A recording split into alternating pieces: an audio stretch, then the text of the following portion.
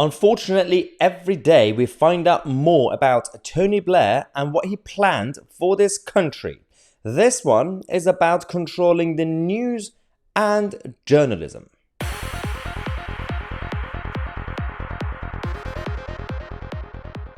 Welcome back to the show, everybody. Some of you might remember back in 1997 onwards, especially the early days, the honeymoon period of Tony Blair. Everything was very rainbowy, happy, and a bit wishy-washy. You had celebrities going to Downing Street. You had media legends and everybody else. And of course, the likes of Rupert Murdoch were invited to go and hang out with Blair. And somehow, at least in the beginning, there was no criticism. Nobody cared. Everybody was complacent. We, again, found out something new. That Tony Blair planned for the government to control and regulate print media for accuracy of reporting. So, this reminds us of Jacinda Ardern in New Zealand, where you will get your news from the government. The source of news and truth will be the government. And they always sold it as, you can't trust the media. Well, that's true. So we need to regulate it. People like the word regulate. Okay, we need regulation. But who's going to be in charge? Oh, the government.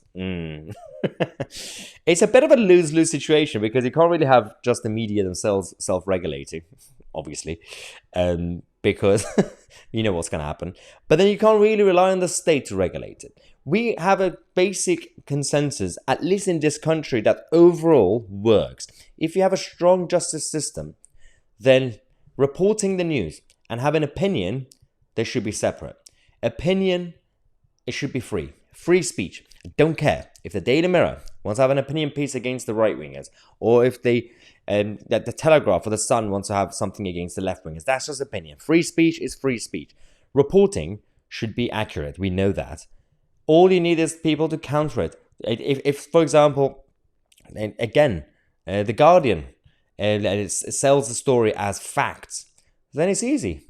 Another paper or another group could actually campaign against it and expose it, debunk it. That's how society used to exist. But now everybody wants a nanny. Everybody wants that father figure, whether it's the state or big media. This is the issue.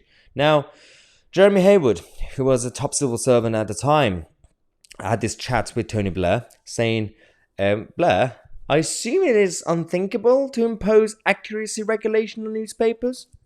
No other industry would get away with the practice of making up stories that even our most serious newspapers indulge in.